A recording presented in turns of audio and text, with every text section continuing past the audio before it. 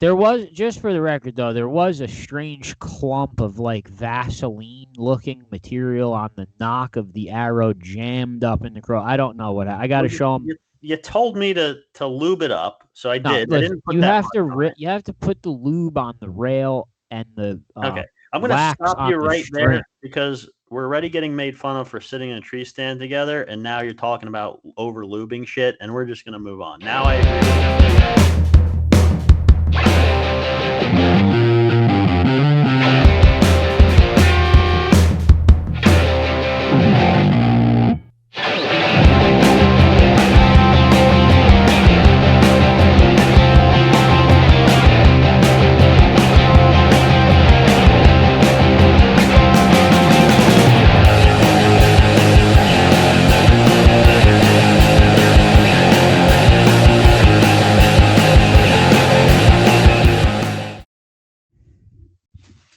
Hello and welcome to episode number 32 of the NJ Multi-Species Podcast.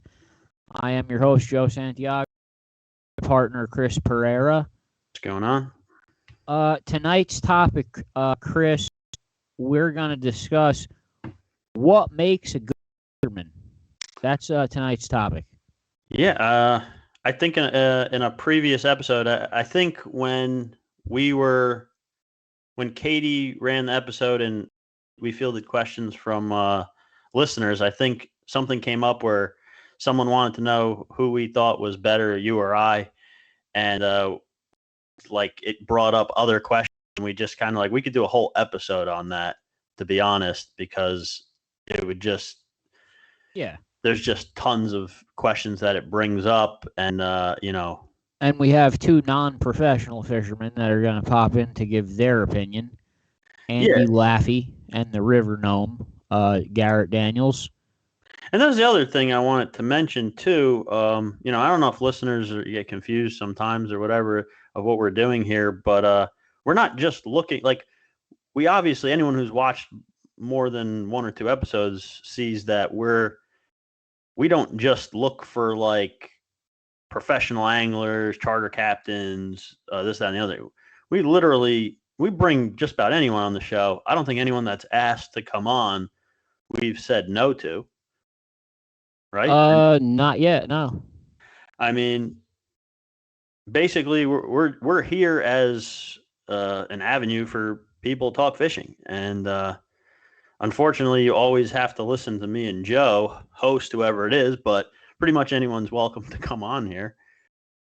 Yeah, but we don't have to talk. We could just watch. But we do have some news. Skillful Angler, we haven't updated in a while. I think there's some new catfish up there, Chris.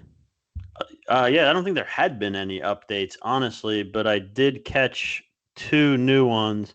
I just closed it for some reason, but yeah, there's now a three-way tie for bullhead with 16 inches. Myself, Katie, and another guy that I'm going to pull it up in a second now. But yeah, so a three-way tie at 16 inches for bullhead catfish, not including white catfish, which only people who live out west call bullheads. And Max. Also Max. Yeah, he must be from out there. So the third person in the three-way tie is Cliff Kearns. I think I've seen that name before. I think he's been on. Yeah, I've seen Cliff Kearns before. There's also one update on the saltwater side. James Worthington, who he tied the Atlantic salmon a month or two ago. He's leading for bluefish now with a 33.5 incher. Nice. Yeah, I don't see any more updates. Glancing through it, that's about it. So, but it's some of the best fishing of the year coming in fall here, at least in my opinion. I mean, absolutely. October, November. Henro slaughtering nice brown trout up north. I see that. Literally slaughtering them. He's like squirting eggs into his mouth and eating them raw. The stripers seem to continue to get bigger in the pictures daily. They just keep growing. Yeah, I mean, unfortunately, our trip with Chuck got pushed back a couple of weeks, but no big deal. They'll still be here, and no doubt Chuck finds them no matter what. I mean, if he's taking us out, they're gonna be there, guaranteed. Of course. I'm Oh, I not can't worried wait about to. that. I can't wait to finally go with Chuck. I have news from Mike K and Justin Yanetta. Matt Yanetta. Oh, I did it again. Matt Yanetta is the father, right? Yeah, Matt. Yeah, Yeah, of course. you're terrible. So December 9th, they're throwing the George Pilar, in memory of George Pilar trout tournament. It's going to be the top 3 biggest trout, first, second, and third place. December 9th, Saturday. Mikey's just starting to get me some details, so you could put that on your calendar.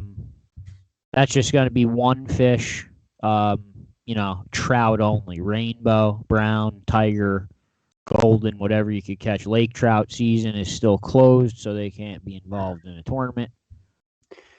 And this is this part of their year-long contest stuff? Or is this separate? No, it's just one of the separate ones.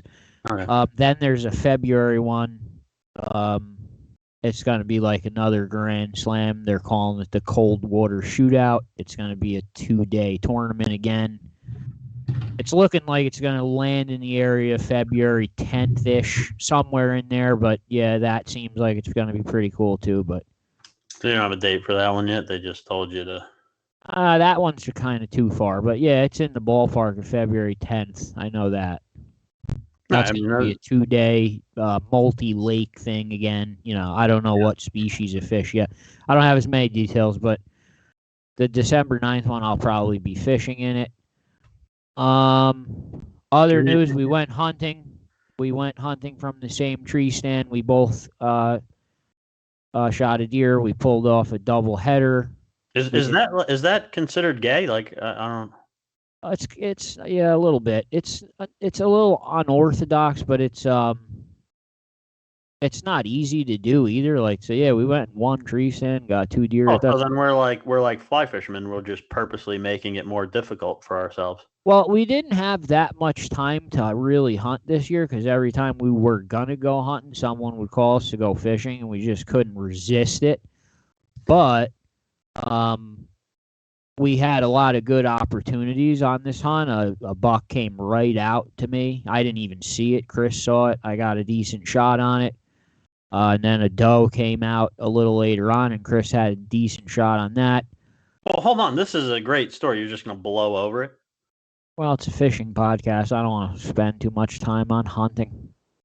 I mean, fishermen, hunt. I mean, it's a cool story. I think I'm telling it. I don't give a shit.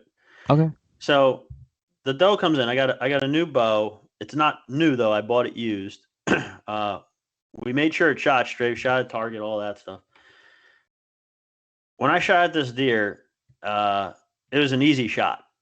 It was easier than any shot just as easy as any shot I ever took, and it just missed completely. Like there, it didn't fire properly. Like something's wrong with it. I'm new to hunting. I'm new to crossbows. I don't know, but I'm telling you, like it didn't shoot. So I missed the deer completely, right? But we just sat silently, and the deer knew something happened, and it kind of jumped around. It was stomping around. It was walking around, but it didn't run. And we stayed there. But Joe had already fired his, and now I fired mine. Somehow Joe was able to reload his crossbow because he had the crank one, where you could reload it with the crank, and he had one more arrow ready to go.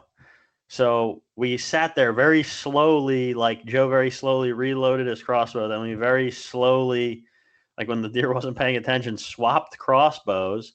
And now the whole process probably took like 15 minutes. Now there was only like 2 or 3 minutes left in legal shooting time. And I looked through the scope on Joe's bow, and I'm like, dude, I could barely see.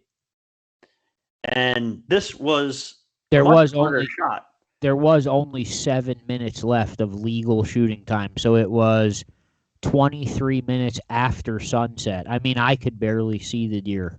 I'm telling you, I almost didn't really want to do it, but Joe kept whispering in my ear, you can do it. Just do it. Just do it. And I could I felt like I kind of could, and it was a perfect shot. And that just confirmed to me that there's something wrong with the bow that we got to figure out. But like, there was, just for the record though, there was a strange clump of like Vaseline looking material on the nock of the arrow jammed up in the crow. I don't know what I got to show him. You told me to lube it up, so I did. Listen, I didn't put you that have much to on it. you have to put the lube on the rail and the Okay. I'm going to wax stop on you the right string. there because we're already getting made fun of for sitting in a tree stand together, and now you're talking about over lubing shit, and we're just going to move on. Now I agree with you. It's a fishing podcast. Let's move on. So yeah, we got 2 deer. Got that out of the way. Now we'll go for a bigger one. Moving on to fishing. I'm trying to get either one of these guests to come in. Are we bringing the guest already? I thought we were going to start the conversation and bring them in. Well, we could do that too. I mean, if they're ready, bring them in. Who's ready? I don't know if anyone's ready. The conversation in itself is how I don't even know where you start this conversation, realistically. Well, all right. So let's start like this. So we all live in this world where a lot of information and what we do happens on social media or on a forum, or, NJ Fishing Forum or whatever page. And I mean, more pages that have been around a while that are run by, better people than us. They kind of not censor, but they don't allow just anyone to post anything. We're much more lenient in that way, and we kind of let people figure out their own problems. And what we find is that people like to start crap with other people about fishing, as if one guy is better than another guy for whatever reason. And that's what kind of leads us to this discussion, I think, of why do you think you're better than someone else at fishing? Like, what exactly makes you better? What do people think makes one angler better than another? What makes an angler good? What makes another angler great? I think I naturally just make everything look so cool that I'm just a winner. That's what it is. Well, you're very small, and you do make fish look bigger. I will give you that. Okay, let's bring our first guest in here so we have someone to bounce off ideas. Let's cut it for a second so we could get his camera straight. I'm gonna go get the river gnome. Turn the camera there. Garrett, can you turn the phone sideways so that? There you go. Now there it is. Okay. Okay. Am I recording, Deuce? Okay, so this is Garrett Daniels, a.k.a. the River Gnome. He's the one who kidnapped me and held me hostage during the episode that Kevin Glenn filled in for me. River Gnome, happy to finally have you here on the podcast. What's going on? How are you? What's up, dude? The discussion this evening is how do you actually judge someone at how good of a fisherman they are? Yeah, like what makes an angler good or great or better than another angler? Like, I'm kind of leaning towards the fact that there's just way too many variables, and that's just way too broad of a question. That's your answer on every episode we've had of this podcast. Your answer is there's way too many variables. I can't answer the question. That's all you ever say. Are you ever going to answer anything? If I just answered the question straight up right now, then the episode would be over and the River Gnome could go home. That's true. I'm just leading into River more Gnome discussion has no home. He lives in the river. He's borrowing someone's house right now. He's in a house, clearly. Okay, Garrett, now I'm not bashing you. I know the area you live in. I know the lakes you fish in. You're obviously not catching 50-inch stripers like us. You're not catching giant hybrids. You're not catching giant lake trout. You're doing a completely different style of fishing. You're fishing for catfish. You're fishing for sunfish. You're fishing for basically smaller fish. Does that make you less of a fisherman than me? Because the size of the fish you're targeting. It shouldn't matter what fish you're going for. You just go fishing and enjoy it. That's all that should matter. See, I think he just ended the episode right there. I have nothing. No. Listen. So I talk to so many people who say the same thing. They don't understand everything doesn't have to be a competition. Like who's catching the bigger fish? Just go fishing. I agree. And here's what I'll add to that. So, like Joe said, there'll be guys on our page or anywhere else.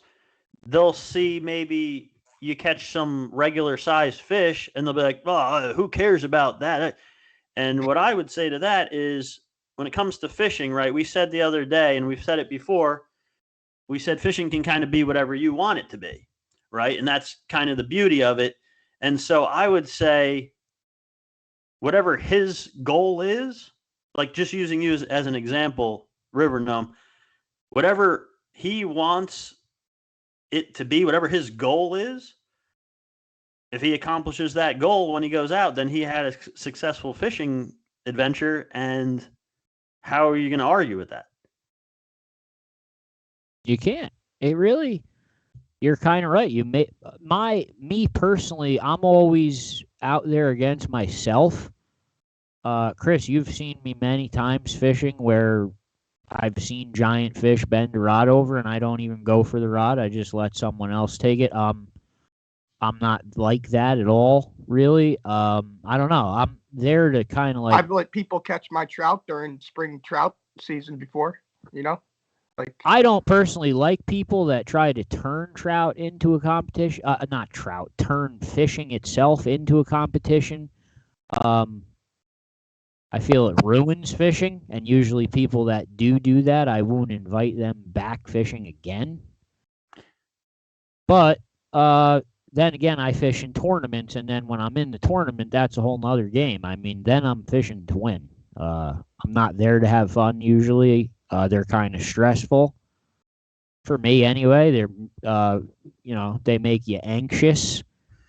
So I don't find tournament fishing to be fun. I am there to win very competitively.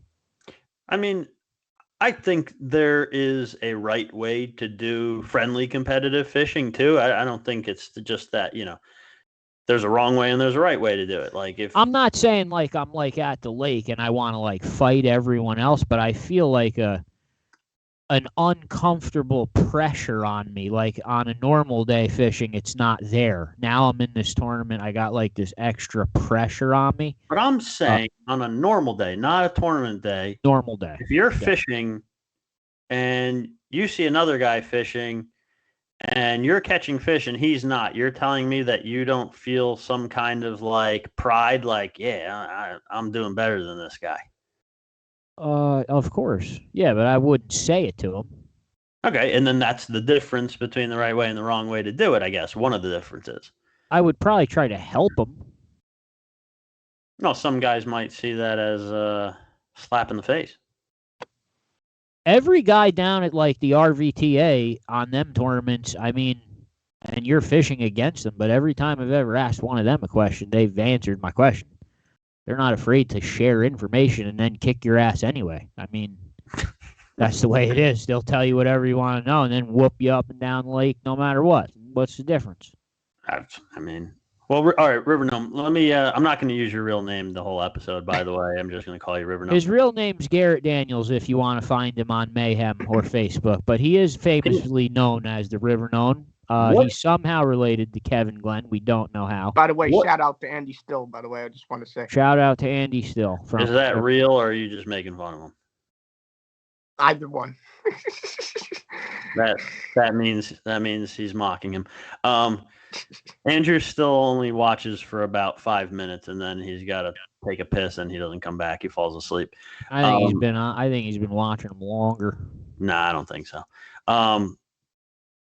River Gnome, what can we do to get you to officially change your name on Facebook to River Gnome? I'm tired of seeing your real name. Well, we could put that to a vote and it'll get voted yes. Then he has no choice, just like Mackin got stuck as Davy Jones. So we could have that done, no problem.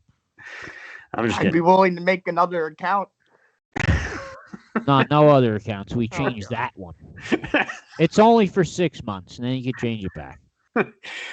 No. So here's a question for you. Fishing question. All right. So like Joe, so if you, like I said before, so if you're fishing a spot that there's some spots that don't have big fish in them. That's not everyone goes out and says, today I want to catch a big fish. Sometimes they go out and they say, I want to catch as many fish as possible. I just want to have a good time. I want to catch as many fish as possible. Whatever. Yeah. Do you ever, you have to have targeted bigger fish before outside of your comfort zone of like your normal couple of spots that you usually fish, no? Yeah, of course. I travel all over the place. I don't only like fish one little area. But like the main areas that I do fish, like as far as like crappie fishing and stuff like that goes, it depends on the time of year and everything, where sometimes you just get teeny little baby little crappies, or sometimes you get the nice big ones. But you kind of know before you go out, depending on what time of the year it is, where you're fishing, because you know the spot. Like today I probably don't have a very good shot at catching a big crappie, but you don't necessarily care. That's what I'm saying. Your goal is not at that particular time necessarily to go and try to catch a 16-inch crappie today. Mm-hmm. Right. So it kind of goes back to what we were alluding to. Fishing's kind of whatever you want it to be on any given day. It's not the same thing to me every time either. I don't only go out to target a giant fish every single time. So I feel, Chris, let me ask you this. I feel like I'm kind of biased because I feel like when I look through somebody's profile and I'm trying to judge how good of a fisherman they are, and I'm going through that photo album, I'm looking for species. I'm looking for multi-species. When I see a guy that has 900 trout pictures, don't care. 800 bass pictures, don't care. 900 crappie pictures, don't care. I want to see the guy that has pictures with everything. I mean, that's what I'm... But some of these guys, they think they're the absolute shit on targeting just the one species. And see, that immediately, the tunnel vision, it's one of the reasons that I hate bass fishermen, because they have the worst tunnel vision of all fishermen. But that tunnel vision, if you have that, you immediately get hit down a level on the scale of it makes no difference to me how many. I mean, if you're gonna play war, it's gonna be like a deck of cards. You're gonna throw a photo of a fish, and I'm gonna throw a photo of a fish. And we're not just doing one fish, we're doing every fish.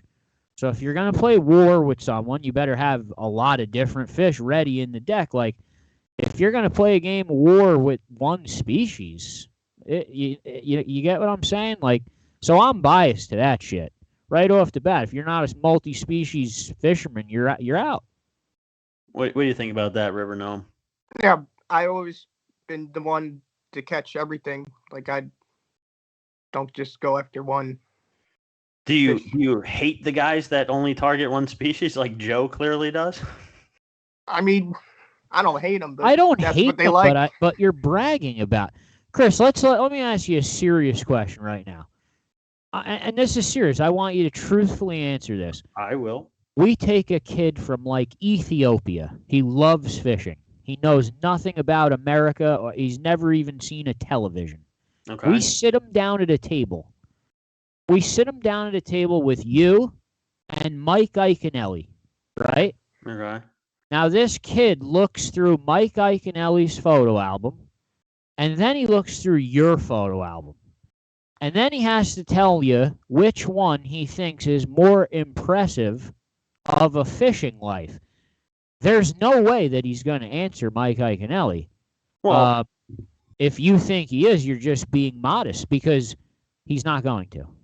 Well, the first thing I'm going to say is that you're not really giving Ike enough credit. He does fish for other fish. I'm using him as an example. You get the picture. I'm not personally. Just take him as an example. I understand what you're saying, sir. So you take someone who has, I mean, if you take the money winnings out of it, I guess you have a point. But do you think Mike Iaconelli can produce a more impressive photo album than you can? I have no idea. I mean, obviously most of it will be bass, but I know he fishes for other stuff. He Not fishes like, for other stuff a lot. well, yeah, it's true. He has no job probably either. Well, he has Just his fishes. job is fishing. Yeah, that's true. He fishes all the time. He's living your dream life. So if you're, no, I don't want to be bass fish. That's hell. If I die and woke up, his life would be Yeah, my but he's nightmare. making money catching other fish too. I'd rather be in hell. They're not paying me to catch bass. I don't want the money. Now he's off on a fucking tangent. Hate River ditch Gnome, pickles. interrupt this, please. What's Tell your us opinion of cool fishing. largemouth bass, River Gnome? I like them. They fight good. Fight good. Fight what good? What do they fight good?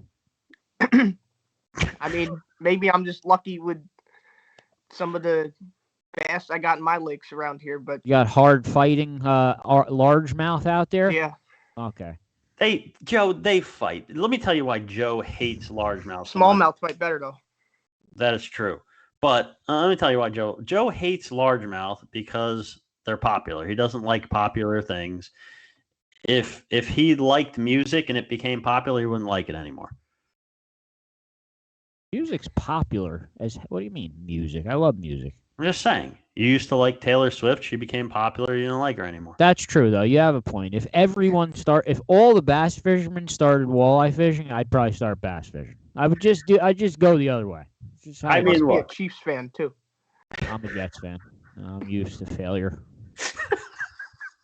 Complete failure. Are we going to be able to get is Kevin Glenn going to be able to meme a gnome hat on him for this entire episode? I think Deuce might be able to freeze one there. Listen, Garrett, it's been fun having you on. As usual, we are hoping to still get to fish with you because we have not yet. Kevin Glenn took you to the Devils game, so that's like a new little love thing that's formed from Mayhem. Yep. It's the reason Max Wilson cries every day, or the bonds formed here. I want to thank you very much for coming on the podcast. We appreciate your opinion. Thank you for letting me on. We hope to see you on the water soon. Yeah, dude. Keep posting those fish, man. I mean, you fish every single day, huh? Yeah. Just about. Yep. He posts every day. Any day he's not on a date with Kevin Glenn, this guy's fishing. That's true. I mean, I think it's awesome. Are you related to Kevin Glenn in any way? No. Has Kevin Glenn ever tried to legally purchase you in any way? No. Okay. Thank you for answering our questions and have a good evening. Thank you. Wait. What does your shirt say? Oh, it's a bat. Cut him, Deuce. Cut him now. Don't bring those on. I knew it was a bass. Deuce, cut him. Suck on that, Joe. Oh, God, what a horrible shirt. Okay. Andy Laffy. Can I get Andy Laffy in here? Is he waiting to come in? So, Andy, can you hear me? What I wanted while they're hooking him up, what I wanted to add before he showed you his bass shirt and you banned him, I guess is just this. So there are guys that get this tunnel vision and target these like one specific species. I know musky guys do it a lot. Largemouth guys do it a lot. I'm going to title this episode, Is Chris Better Than Mike Iaconelli? That should get hits. I could get Mike on the show, I bet. Probably. But are you going to, oh, you fish for bass, so you suck. Nah, I've seen pictures of him with lots of other things. I use him as an example. He's the most famous New Jersey fisherman I know of. Who else would I use, really? John Gabrini. I mean, John Gabrini's the second most famous guy I know, and then third's probably this girl that joined today. You broke the number one rule, and you pronounced his name correctly. John Grabagranny. Too late. What I was saying before you interrupted me. So these guys get the tunnel vision with the specific species, and I don't. It's not like I have a problem with that. I mean, anyone can do what they want to do, right? And actually, it's beneficial to be friends with these people because if like let's say you've never caught a muskie before. You're an avid multi-species angler, right? And you've never caught a muskie. Okay. If you want to catch a muskie, the best person you're going to be able to talk to about it is someone that has devoted most of their fishing time to fishing for muskie. So you can get a lot of information from these guys if. So you're basically talking about like Mark Medusky and Sax Matt. That's those kind of guys. I mean, well, all right. So for example, use my buddy Sax Matt as an example, right? He ice fishes for muskie. There's not that many people that do that. New Jersey is, I think New Jersey, maybe Pennsylvania. I don't know if you could do it in New York. A lot of places you can't do that because the muskie season is closed, I think, during the winter or something doesn't line up right. I don't think it's done in a lot of places. And there's not a ton of information on it going on the internet.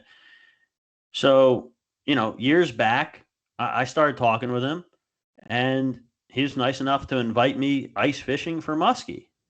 And I don't get obsessed with any one species like a lot of these guys do, but I like to go for everything.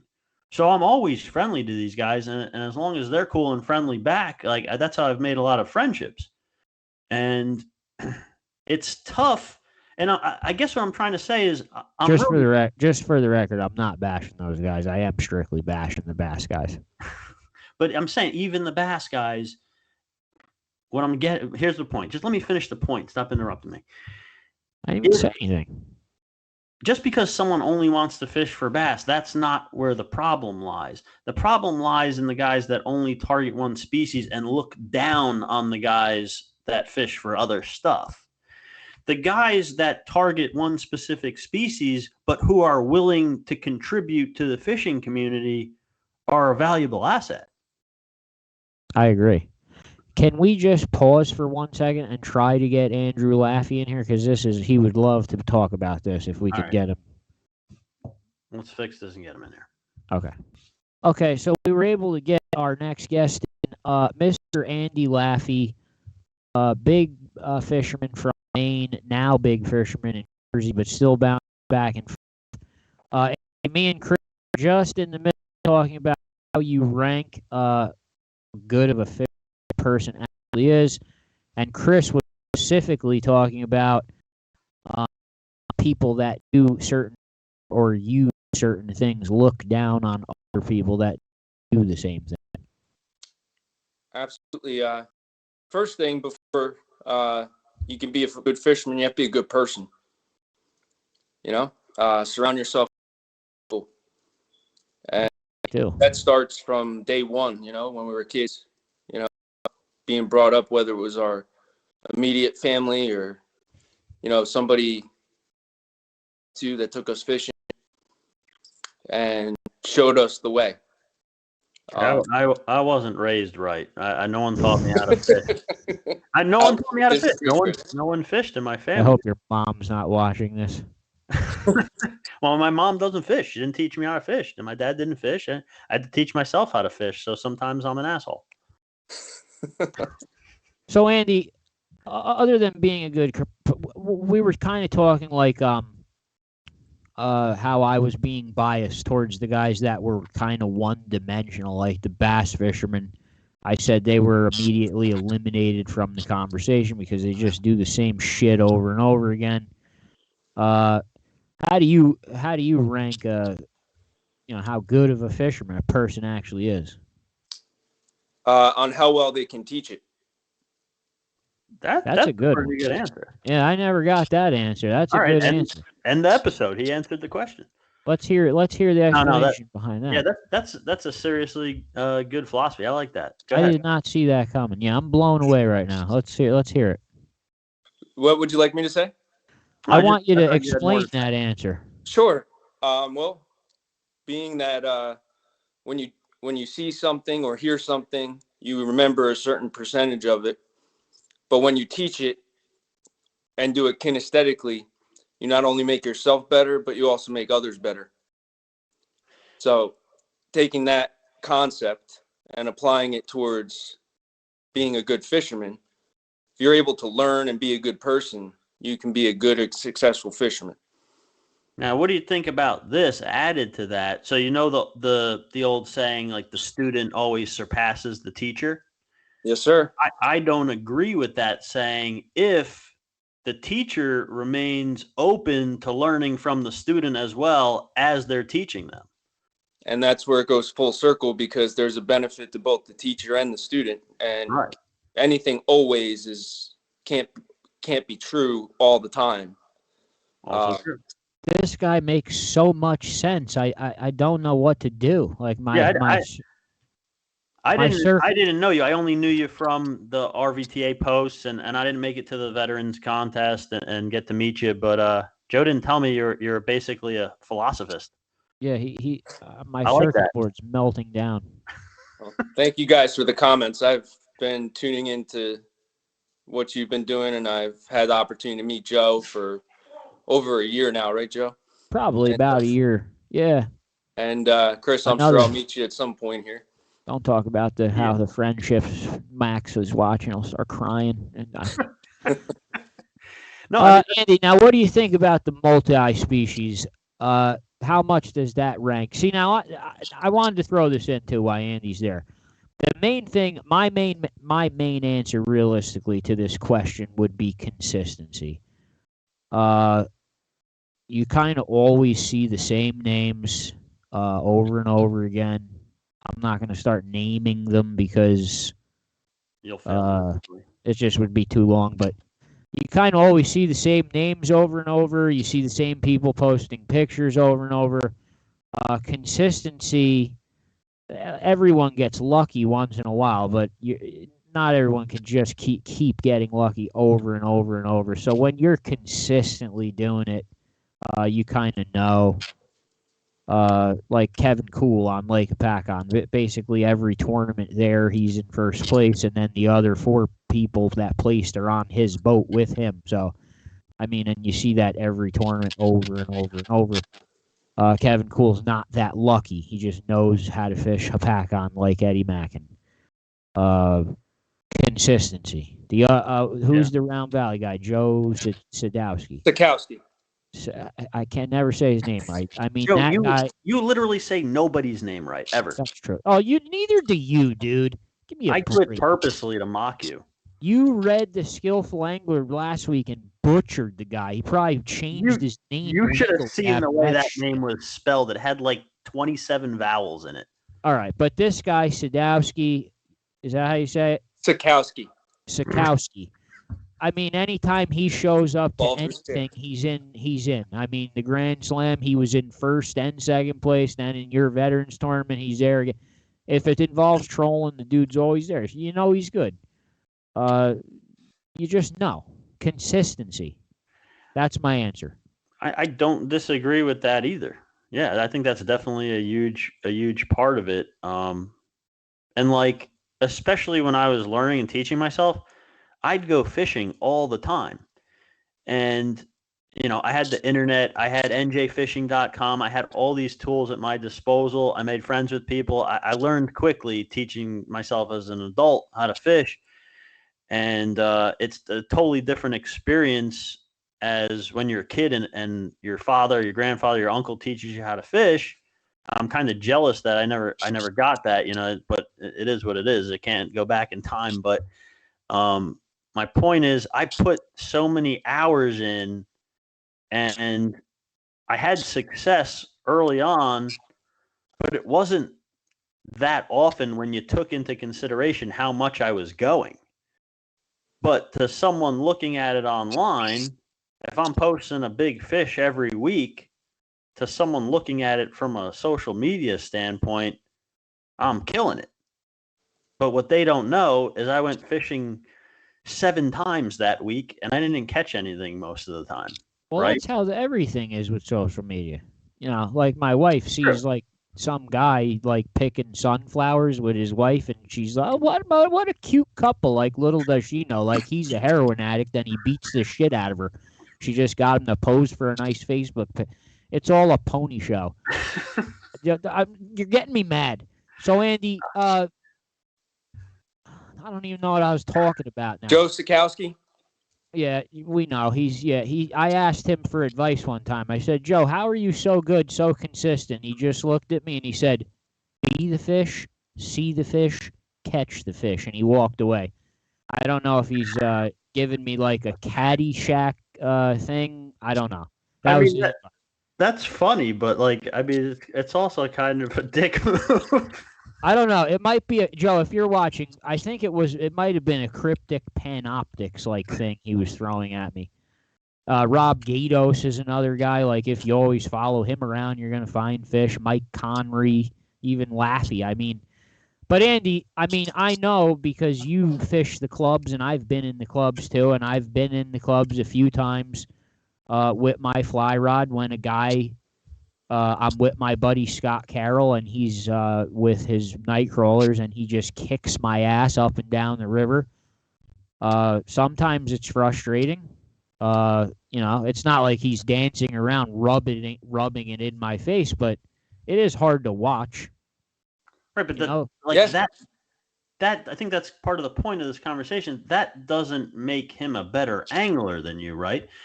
No, but he's not. See, I don't. If he starts, if Scott Carroll was the type of guy that at the end of the day was like, man, I caught 80 fish and you only caught 10, he'd never see me again because he's useless now. But he's not like, oh, he's just awesome, man, awesome day. He doesn't give a fuck. What you do, what you want, I do what I want, and we have a nice day. Right. He's doing what he wants to do, and he's succeeding at it. You're doing what you want to do, and I don't know. And he pulls out, and when he pulls up a 25-inch brown trout, I'm running over to it, excited with him, helping him take a picture. I'm not saying, "Oh, you caught that on live bait, not a fly rod. It's useless." Like, people only it right there. But they only do it on the internet, though. They don't do it in real life. Well, the internet creates these like different versions of people that are usually suck ass, but I don't think half of these guys that are total douchebags on the internet. I'm sure some of them are, but I don't think a lot of them are this bad in real life, right? I mean, what reason would there ever be to attack this fine gentleman here for just posting a trout picture? He posts a trout picture, and you suddenly post like a number that you counted of how. Why are you posting this shit on my picture? Can I answer that question? Yes, of course. I think it's because there's jealousy, hatred towards other people because the person, whoever that is, feels that way about themselves. So they hate themselves and they take it out on other people. Essentially, yes. So because somebody else might have something that draws attention and gets a lot of love, they need to get that too. See, I feel like Andrew still, as much as he's hated and loved, well, not really loved. I mean, it's really only Luke that loves him and me a little, but he doesn't know who I am because he's senile now.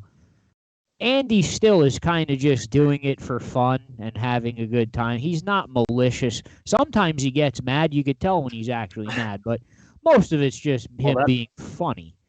But some of these, when he gets mad, some of these other guys, I posted the video of us the other day, the little bird frenzy we had of stripers. Yeah. And I put that on the Raritan Bay Facebook page. And this one guy, it had 60-something likes, and it got a lot of people asking me questions. But this one guy comments under it, he wrote, "What do you want, a cookie? The stripers are there every fall." That's what he commented to me. And I'm like, first of all, I didn't ask for a fucking cookie, number one. I'm just sharing the striper video of us fishing in the Raritan Bay. I didn't ask this guy for anything. Just what are you doing, dude? I don't. Here's what I will say. If you want to do anything on the internet, like if you want to participate in any way, which I think is maybe not necessary in the fishing world, but you're definitely going to help yourself by helping others and by contributing something to the fishing community. Like Andy, you seem like the nicest guy in the world. And Sometimes. obviously you don't want, I've seen him get mad. Oh, When I'm he gets sure he mad, gets he's not mad. like this. No, Yeah, it he's not. doesn't mean someone's not a nice person. Someone messes with you, you can destroy them. It doesn't mean you're a nice person. They might deserve it. But the point is, like, he doesn't want to deal with negativity and shit on the internet. And I think you and I had a short conversation in the comments one day, and I just wanted to make sure, like I said, I think I said, there's ball busting and then there's someone being an asshole. And there's a big difference. And I think the ball busting, it's funny, guys like to do it, and that's kind of a big part of our site, and I would never want to get rid of that. Never know. There's other guys that do it for malicious reasons for whatever reason that is. And that's the part that I don't get, and I think we agreed on that for sure. Yeah, But they also, take it to another level, Chris. Just like But also the rule was put in place from the beginning of Mayhem's inception that any member would be able to put another member up to vote to be voted out of the group. Me and Chris would never be able to kick anyone out. It's only been used one time on that weirdo, and it was passed. He was kicked immediately and banned for life. But if you guys really do feel that someone's maliciously attacking, we had the other one with some kind of violent threats, but Facebook took care of that. But if anyone ever feels maliciously attacked, you just message me and Chris and say, listen, I think this guy should be kicked out of Mayhem. I'll pass it on to Kevin Glenn. He then does a little investigation. And he does his thing, right? He's Kevin's the sergeant at arms. He kicks the guys out or something. Does he? I don't know. He sends them to the gallows, he calls it, where the vote takes place. Well, I mean, it is what it is. I don't want to spend too much time talking about stuff like this, but let's kind of get back onto the track here of like what makes, one fisherman good, another fisherman great. And before you came on, Andy, Joe basically said, the multi-species, like targeting all kinds of different fish, was a big plus to him, and it is to me too. Joe actually said that I'm a better fisherman than Mike Iaconelli because I catch more species. Andy, let me rephrase how I said it. I said that if you took a kid that's never been to America and you gave him Mike Iaconelli's photo album and you gave him Chris's photo album and said, which one's a better fisherman, they'd probably look through Chris's album and say, this guy caught so many more different big fish than this guy. That's because perception is reality. People's perception are their reality. I have no response. Nothing he says is wrong. Nothing you say is wrong, Andy. Is he a Terminator here from the future? But all right, so what I was getting at is, so then we went on to talk about these guys that specifically target only one species of fish, and even though it's not something that Joe and I we don't get that tunnel vision. I mean, in bursts, we get it in bursts if you think about it, right? Well, it depends what month it is. It's seasonal. Right. Yeah, seasonal. Right, exactly. So very seasonal. So now that I'm thinking about it, we kind of do it. These guys just continue it year round. But what I said to Joe, Andy, is, the fact that whether they target multi-species or choose to only target one species, whether it be bass or muskie or whatever, that's not the deciding factor. I kind of said that the deciding factor is how they treated other anglers. Like if they look down on other, like if it's a bass fisherman that looks down on all other guys that fish for other stuff, that's where I have a problem with it. Yeah, it's the golden rule, Chris. I mean, we learned that in kindergarten, right? Right. Treat others how you want to be treated. Do you want to be treated like somebody's putting you down, or do you want to be treated like somebody's picking you up? Most of the time, I want to be left alone. And that's neutral, and that's perfectly fine. And so I leave people alone. If they want to interact with me, I interact with them. I make a decision whether I like them or not based on their actions, and that's when we go from there. But because that's what makes sense. These guys that immediately look down on someone, and it's the same thing also. Am I one of those guys? I'm not looking down on anyone, am I? Are you? Well, you're like the reverse. You're looking down on all the bass guys. But what I'm trying not to tell looking you down is, on them. I just want to be different. That's all. You are different, Joe, in a good way.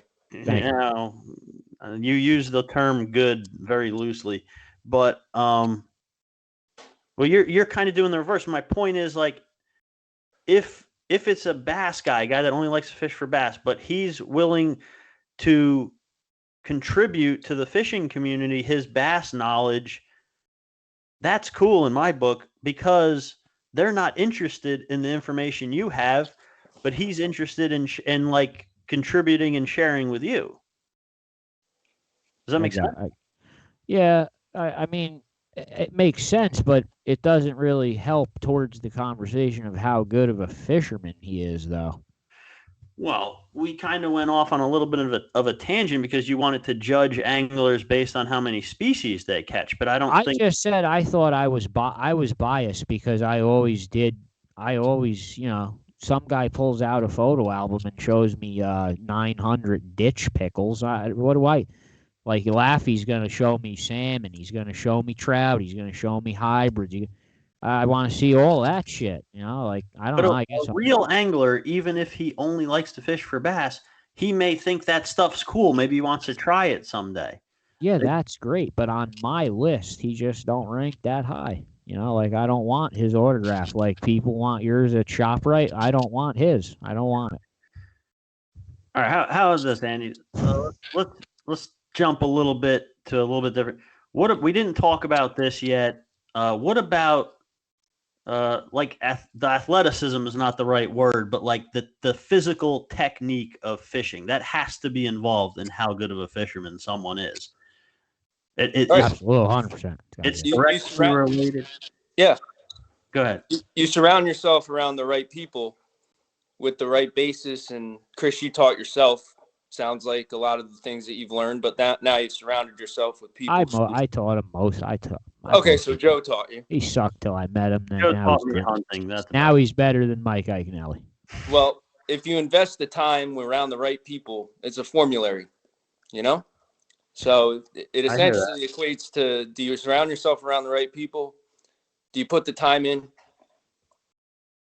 Time's a big factor too. Did we just lose him?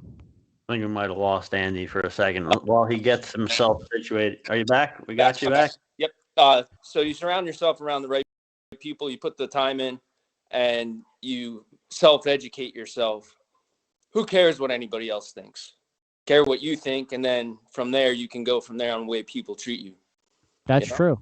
Yeah, I agree.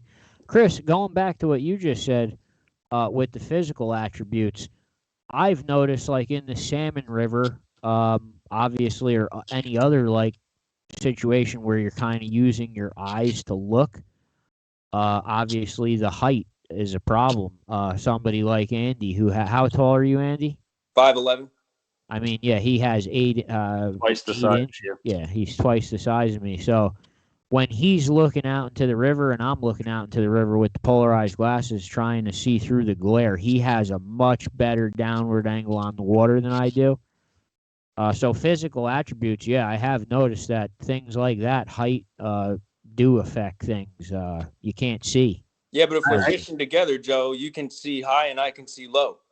That's true. But the high guy could see both. I could only see one. So you do have an advantage. Would you let Joe sit on your shoulders to salmon fish? As long as he doesn't break my back, sure. The taller guy. Very light. Listen, the taller guy also has more fly line up out of the water. He can cast the fly rod farther than I can. So, yeah, physical. I didn't even ever think about that. You brought it up. Well, let me be clear. You misunderstood what I was saying, but you did bring up another good point. I was more talking about the fine motor skills involved in making a lure move or feeling a bite, things like that. Gotcha. But Yeah. You're asking me that or Andy that? I was bringing it up for discussion. I mean, Well, you've cut off Andy a couple of times, but that comes down to I practice. did not. If Joe's shorter and he's got a fly rod in his hand, then he should be using a shorter fly rod, right? You have more control. No, shouldn't I be using a longer fly rod to make up for the difference? I would disagree. I would say that a shorter fly rod gives you more control based on where you're fishing. I use a 9-foot for everything on earth. And- like everything, I just use a 9-footer. And if that's what makes you feel comfortable, that's what you use. Yeah, well, he's just lazy, Andy. I'm never comfortable. Well, that's where you got to try different things. That's what makes you better. You figure out what works and what doesn't. Yeah. So, I guess, I mean, I don't know how to word this nicely, but I see a lot of anglers that aren't necessarily, they're not the athletic type. They're not like, I played sports my whole life. When I'm working a lure or something, those fine motor skills, I've been practicing them my whole life. I did all kinds of stuff, right? I see a lot of anglers that appear to be good anglers. They don't look like they ever played a sport in their life. They look like they don't have these physical skills, fine motor skills, gross motor skills. I don't know. Well, there's a combination of mental, physical, and emotional, right? Those three components when you're out fishing. Is he like saying that like fishermen look like bowlers? Like it looks like a bowling alley at the lake where you're fishing? There's some fishermen that look like if you threw a ball at them, they would miss it and it'd hit them in the face. Like they're eating nachos and where are you fishing? I'm not fishing. I'm talking about like on the internet. You see people post pictures. You look at it and you be like, oh, that guy looks like he'd trip on his own feet walking down the stairs. Oh yeah, I get it. Yeah, actually, Artie Lang from the Howard Stern Show, he wrote a book called "Too Fat to Fish," and that I read the book, and he named the book that because when he was a little kid, he told his friend had invited him fishing, and he told his mother, she's like, well, Artie, where are you going? And he said, I'm going fishing, Mom. And his mom said, fishing? You're too fat to fish. And that stuck with him his whole life, and he used it as the book title. Well, I guess Andy kind of made a good point. You're kind of, I guess what you're saying, and correct me if I misunderstood, but you're kind of saying that you can overcome some of your downfalls with some of your strengths and kind of equal yourself out in other ways. Absolutely. Well, if I was fishing for wild trout against Andy, I think my shadow is smaller than his cast on the water. Like his is like the Empire State Building. So he has to not go near the water, whereas I could like be lower profiled. I disagree. I kneeled down on one knee. I could kneel too, though. Right. Not two, just one. So it looks like limbo at the river now. Next thing I know, you guys are like on your bellies with the waders full of water, trying to get as low as possible, trying to beat each other to sneak up on the fish. But I'd never judge you, Joe. That's the thing. Like you could outfish me any day of the week. And at the end, I don't even count fish, so I don't know who I outfished. I'm not paying attention. I'm just looking for GoPro footage. That's all I'm looking for. I don't care who reeled it in. Just give me the video. What, so you can post it on the internet and get made fun of again? I gotta put it online. Yeah, that guy. Like, what a dick, man. But it pisses me off. Well, the world's full of them. We got to get used to them, Joe. You know what, though, Andy? What makes me so mad is Chris somehow is able to just let him. It rolls off him like water. Like, it don't even stick to him. He's like, rubber and they're glue, right? Yeah, I'm pacing around in a circle, like, ready to, like, go to war with a country. And Chris is just like, man, whatever. I mean, it don't matter. He doesn't give a shit. Doesn't care. He's stomping around in a circle. I'll show this guy a cookie. I'll eat 10. I got this guy. Now there's a New Jersey fishing guide that's doing free trips, and he's stealing my name. He's turning his name into the multi-species angling, and he's guaranteeing if you go muskie fishing and don't hook one, the trip's free. It's getting to be too much, and Chris doesn't care. Like, I'm losing it, dude. That's why you guys balance each other out. It's all about No, balance. we don't. No, there's no balance here at all. Trust me. Yeah, honestly, Andy, It's a nightmare. I'm the oldest of three kids. I have like big brother syndrome. When I see Joe start waffling like that, I smell blood in the water, and I just rip them apart. I'm terrible.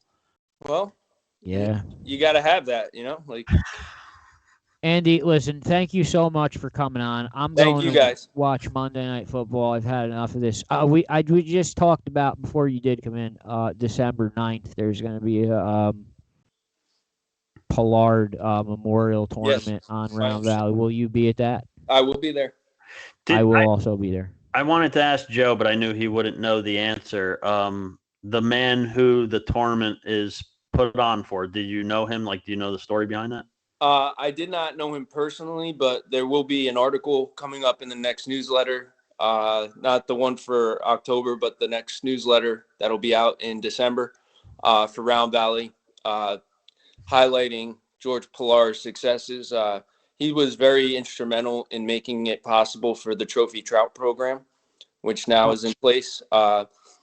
He did a lot to make sure that the Valley was stocked in its initial stages, both by the state and in the club itself, with the brown trout and rainbow trout, trophy trout. He's passed away now? He is. Unfortunately, he passed away a couple years ago. Is this the first tournament for him they're ever doing, or has there been one? This will be the first one. Whatever date it winds up being, this will be the first one. That's a cool legacy. I mean, imagine like when you're gone, that someone runs an annual tournament in your name. Like, it's never going to happen for us. That's cool. That's a cool legacy. It is for you. I mean, if you keep this path better than Ike and Ellie, you'll have a tournament for you. We'll make sure Kevin Glenn throws the annual Lake Parsippany Matt Nelson tournament for carp. You think he's going to live longer than me? Probably, yeah. He's already 200-something years old. And on a side note, Mike K just texted me. He said to inform Kevin Glenn he needs Waymasters for the December 9th tournament.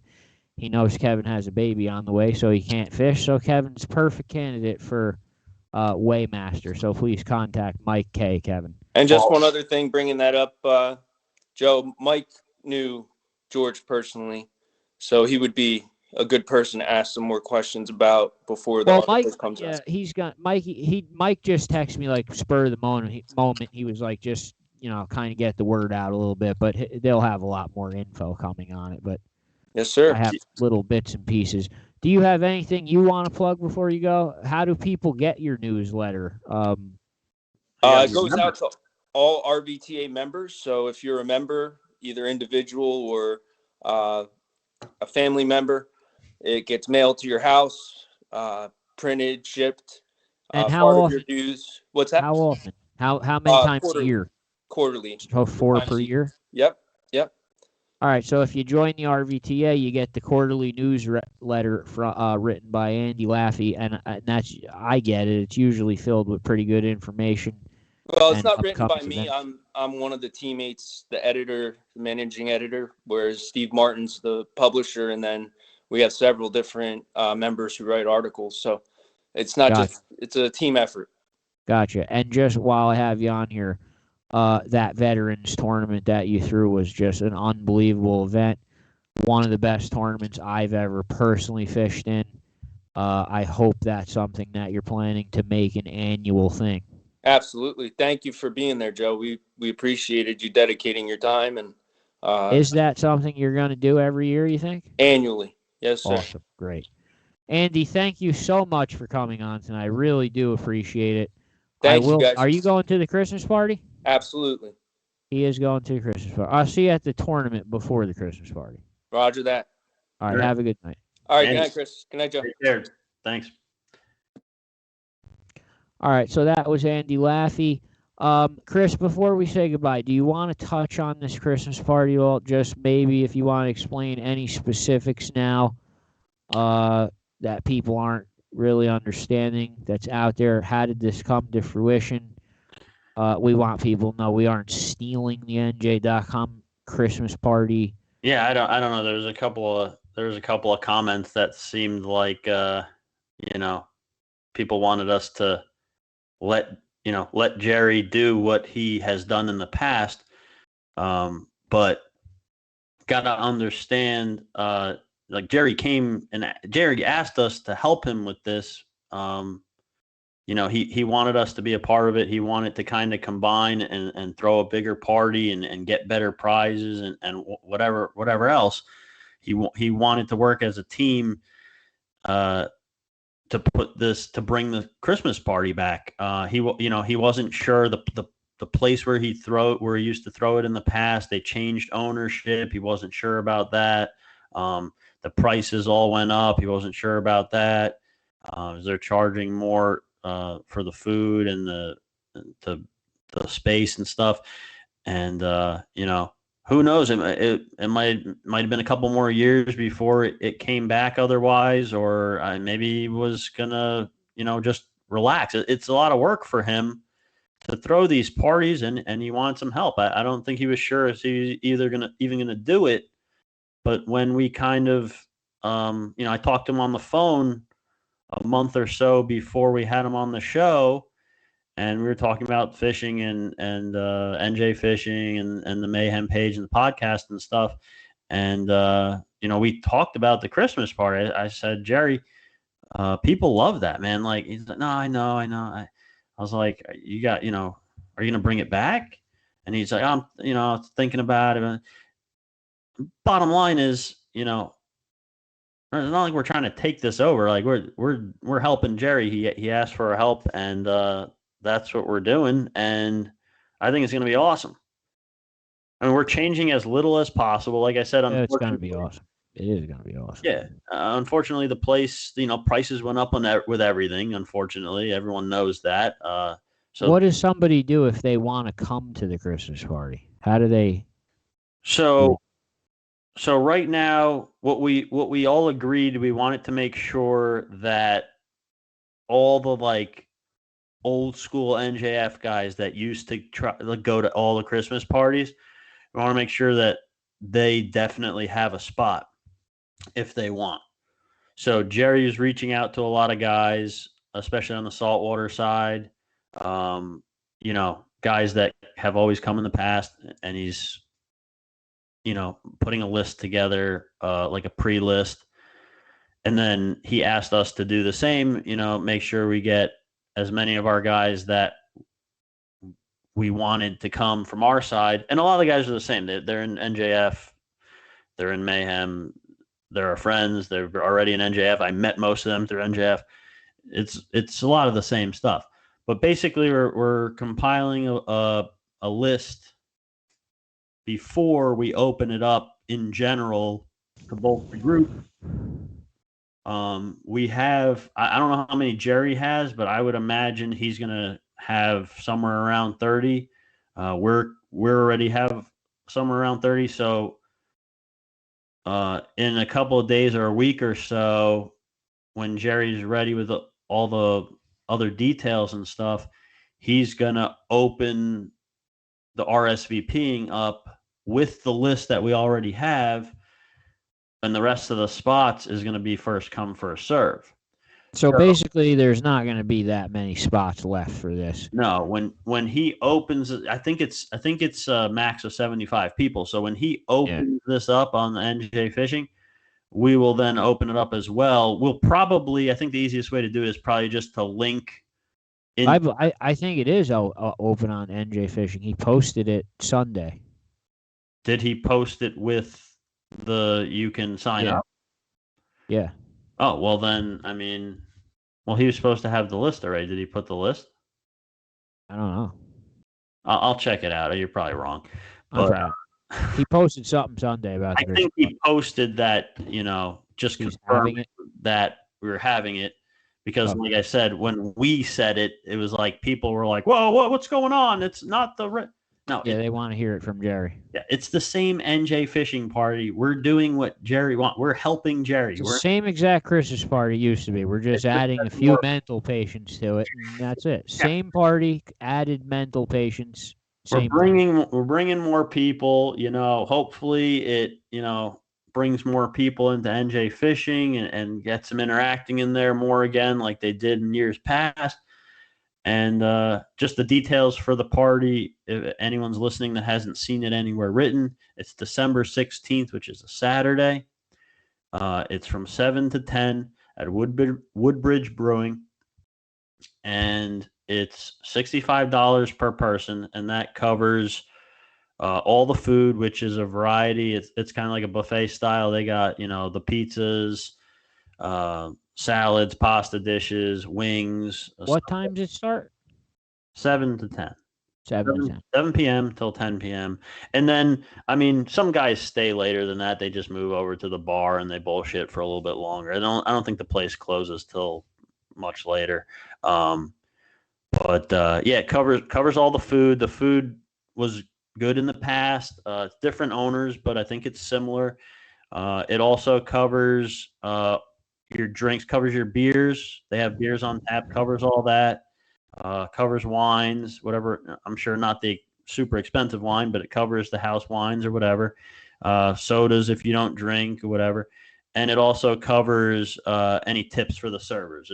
There's servers bringing you drinks and stuff. You don't have to tip them. It's all included in that. That's the price they gave them. It's more than it's been in the past, but all price of everything's gone up. So. All right. So basically what Chris is saying is by the time the tickets become available, there won't be that many left. So if you do want to go to this Christmas party, we recommend you move on it as fast as you can. Right. If you can definitely make it. And just to be clear, you don't have to pay ahead of time. Jerry covered the deposit and everything. We collect the money at the door when you show up. So the list is just based on the honor system. So please only ask to be put on the list if you're 100% going to come. If you say you're coming, please come, because if you say you're coming and don't show up, Jerry is it just isn't. That's not right to do that. Yeah, and you took someone's spot, and I wouldn't ever do that myself. Jerry's personally nice enough to do that. That's something he does out of his own goodwill. Yeah, I would never do that, because if someone didn't show up, I'd lose my shit. But it's worked in the past, and if you say you're going, go. If don't say you're going, if you're not sure if you're going, go. If something comes up, it's an emergency or something, you can't go. Just let us know as soon as possible. We'll take your name off. Even if it's a day or two before, it's whatever. It is what it is. Shit happens. We just take your name off the list, and we see if anyone else wants to jump in at the last minute if it's full. Okay. I'm going to watch Monday Night Football. We'll be back next week with, I think, Signal 11, Lip Glue. Is that right? Maybe it's not. I will double check for you. Pretty sure it is. But before we leave, did we actually really answer the question of the episode? I think that most people would agree after this that I am the better fisherman, I think. In what aspect that we talked about is that true? Just like in awesomeness and how cool shit is, Your best argument was that you're so short you can sneak up on trout in the river. That was your only. Yeah, that's true. I don't really care either way. You could be better. I don't care. Well, no, you know what? I think the actual answer to the question is just don't make a website and copy my name. That's all. And do that shit. I know you don't like the answer, but it really just comes down to are you successful in what you're trying to do? And that's not to say that certain things are more difficult to do in fishing, especially than other things. But again, who's going to be the judge of it? Yeah, but did you ever feel like you learned more on the day when you got your ass kicked and you're driving home humbled than on a day that you just slaughtered them? I feel like you learn more and figure more out on the tough days. The you good mean days. On a day where the fishing, I just can't figure out the fishing, or where someone I'm fishing with is just catching all the fish and I'm getting stomped? Yeah, when you're getting stomped by the guy next to you. that's kind of what makes you go home and really replay it in your head and think about what was different and really break it down. Well, here's the thing, going back to some of the stuff that Andy said, like that philosophical stuff, if the person you're fishing with is, like, let's say you're getting crushed by the guy you're fishing with, and you're trying to, like, see what he's doing. You're like, dude, like, can you, like, I'm getting squashed here. Like, what are you doing, like, different? And he's just like, no, nothing. And just, like, won't share anything with you, won't help you out, won't that's a huge turnoff. Like, why you fish with him? Exactly. So that's like, to me, that immediately. So now this guy's not a good teacher, right? And Andy had that awesome answer with, like, how well can you teach something is a good kind of meter as to how good you are at it, in a way. And it's almost like, if you're that good, if you're catching fish because you're good, then why aren't you willing to help someone else get better? It's almost like you only would do something like that if you just by chance fell face first into something with luck, and you don't actually have the consistency to keep doing it. So you got to keep this to yourself, like, greedily type of thing. Yeah, like Chuck Manny. Chuck Manny will literally show you how to do everything he does. He does not care, like, to the point where it's actually baffling to me that everyone can't do it. But there's things, even though he tells you what he's doing, there's just certain things that you're doing during fish, like certain micro adjustments or things that you're paying attention to and adjusting to. But he has to also be very one-dimensional to do that, because he has to have all the bait there.